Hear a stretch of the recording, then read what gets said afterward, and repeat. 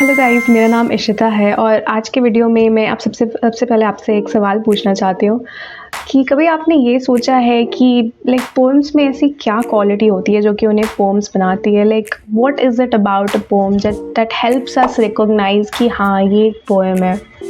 तो may be आप answer करोगे कि हाँ, पोएम में एक लिरिकल क्वालिटी होती है, एक म्यूज़िकल क्वालिटी होती है, उसमें रिदम होता है, उसमें राइम होता है और उसके चलते वो काफ़ी पोएटिक साउंड करती है। So obviously that is the right answer. A poem does have like this lyrical quality, a musical quality, and it sounds very rhythmic.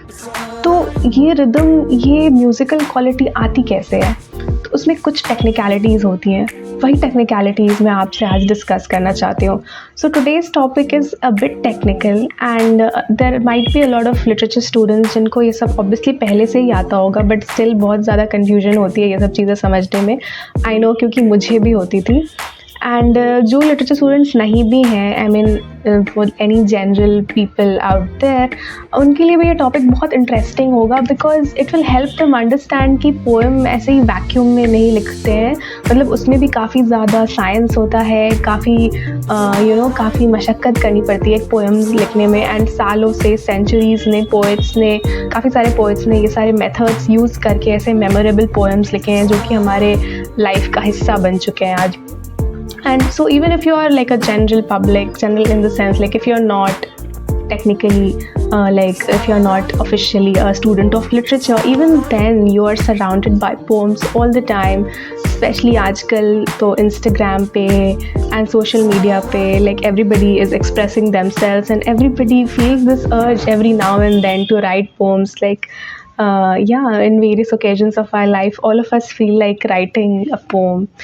So anyone can be a poet. So it's very nice to know the intricacies of poetry, like what makes a poetry. It is a very interesting topic, a bit technical, but I'll try to explain it in very simple manner. So try to stay here until the end of the video, and I'm sure you'll understand everything because I'll make it very clear.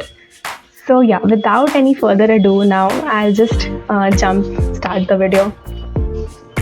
So yeah. So first and foremost, it's important to understand that rhythm is very important for any poetry.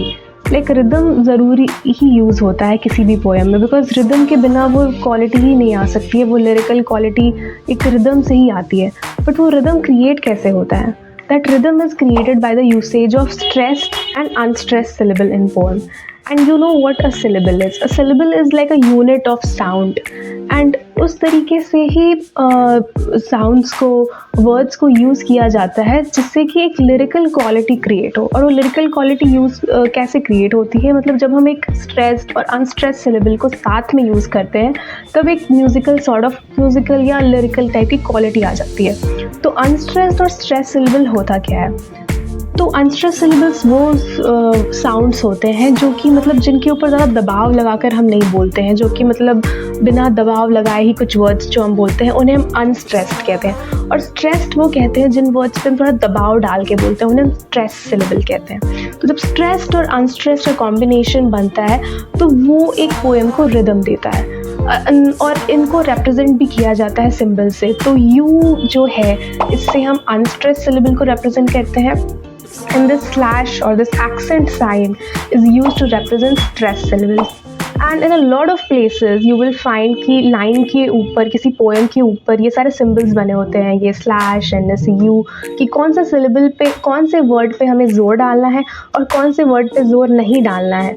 तो कई बार poets ये डाल देते हैं symbol, जिससे कि it helps us to recognise कि कौन सा सिलेबल स्ट्रेस्ड है और कौन सा अनस्ट्रेस्ड है। So yeah, that is the stressed and unstressed syllable. Now we have understood कि stressed और unstressed syllable क्या होते हैं. So that is very important. So if you have understood that, very good. So now we are going to move forward. So किस type का rhythm होता है? Like there are approx 6 kinds of rhythm that is very commonly used. Like सारे बहुत common नहीं है, but इसमें से एक दो है जो कि बहुत commonly used होते हैं.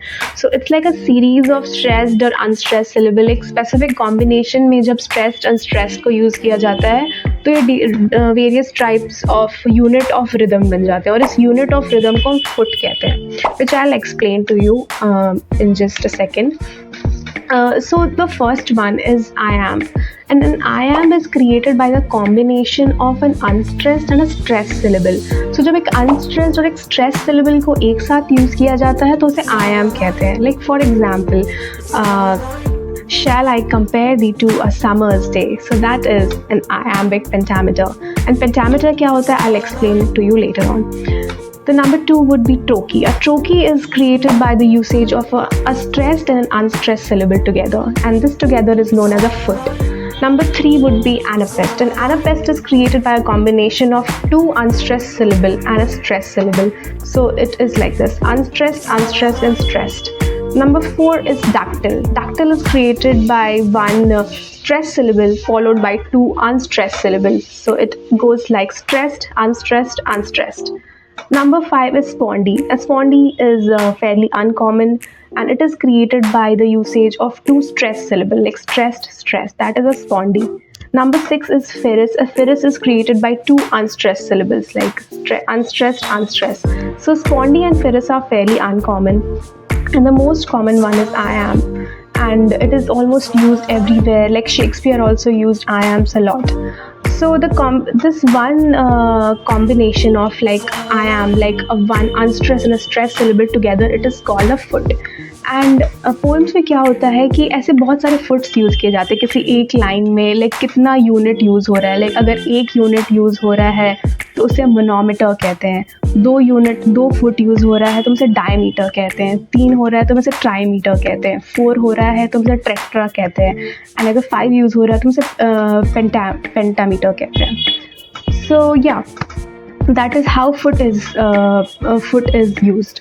And foot और rhythm को जब एक साथ लिखते हैं तो we write it like this, like iambic pentameter. So what is an iambic pentameter? When a combination of unstressed and a stressed syllable is used, that one foot is used 5 times, that is known as iambic pentameter. And मैं iambic pentameter के बारे में specifically इसलिए बात कर रही हूँ because it is very common.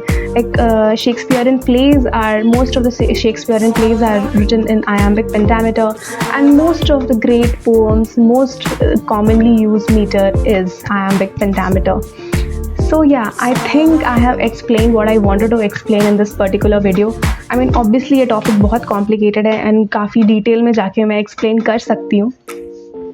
And मैंने करने का try भी किया है, but I think I'll require one more video to explain all of this in more detail manner because there is a lot to explain और काफ़ी ज़्यादा complicated topic भी है.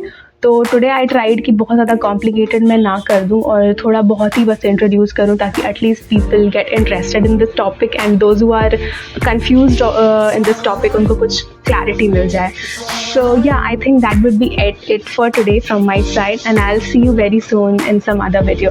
सो लाइक, शेयर, सब्सक्राइब. बाय.